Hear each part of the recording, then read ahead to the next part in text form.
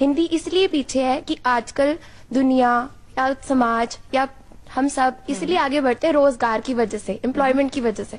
अगर हम staff selection commission के अलावा, गवर्नमेंट के अलावा अगर हम किसी प्राइवेट सेक्टर में जाएं, कॉर्पोरेट सेक्टर में जाएं, तो हमें कहाँ मिलेगी जॉब? अगर हम इंटरव्यू में, जीडी में इसमें जो क्लियर ना हो तो हमें जॉब्स नहीं मिलती।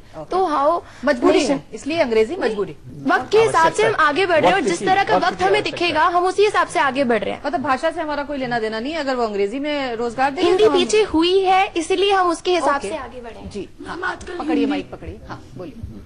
मैम आजकल हिंदी की इम्पोर्टेंस खत्म हो चुकी है, क्योंकि हम लोग एक प्रोफेशनल कोर्स कर रहे हैं। मुझे बताइए, क्या भाषा के प्रति हमारा कोई सरोकार होता है अंदर से कि उसकी भी इज्जत मान सम्मान थोड़ा करवाना है, या हम सिर्फ रोजगार और इस सब से ही जुड़े रहते हैं? कोई भाव रहता है अपनी भाषा के प्रति? हम लोग फॉरेन लैंग्वेज कोर्स कर रहे हैं, फ्रेंच सीख रही हूँ। आप फ्रेंच सीखें, जर्मन सीखें, हम तो अपनी भाषा की बात कर रहे हैं।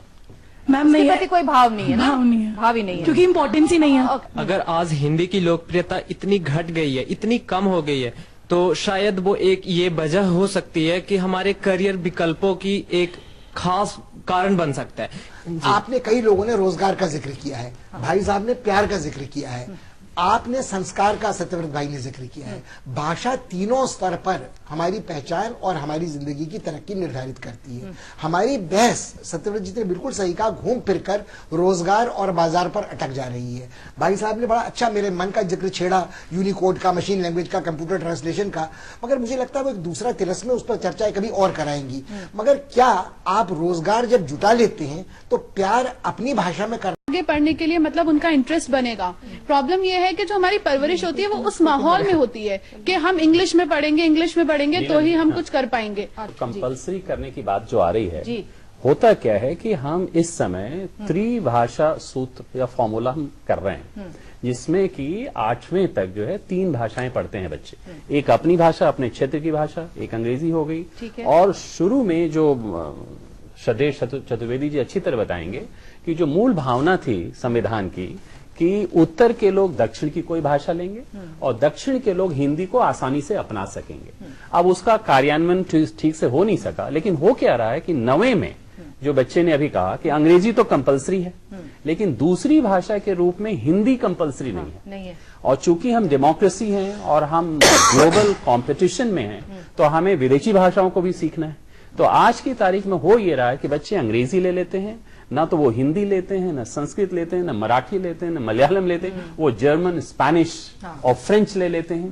तो फिर वही बात, प्रोफेसर पंत इस बात से सहमत नहीं है में, या फिर हमें प्यार की बात करनी है तो हम हिंदी में करें। लेकिन अगर हम फ्रेंड से भी चैट करते हैं, नॉर्मल भी चैटिंग करते हैं, अगर हम हिंदी भी लिख रहे हैं, उसमें भी हमारी जो हमने लिखना है वो इंग्लिश में ही लिखेंगे। जैसे मेरे एक फ्रेंड ने कहा था, आजकल तो हवा लिखेंगे हम HAVA लिखेंगे, मैं हवा हिंदी में नहीं लिख के भेज सकती। तो कहीं ना कहीं जो टेक्नोलॉजी है वो ही इंग्लिश में है, सब कुछ इंग्लिश में। आपका कीबोर्ड स्विच करता है, यूनिकोड की जो बात ये कर रहे थे आपसे सर, लेकिन वो ये है ना कि कहीं सिखाते नहीं है वो कैसे यूज करते हैं।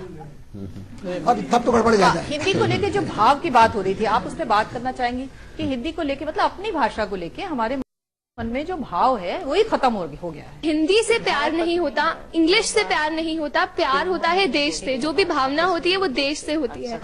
आगे जाके हमें अपने रोजगार के लिए हमें इंग्लिश सीखनी पड़ती है।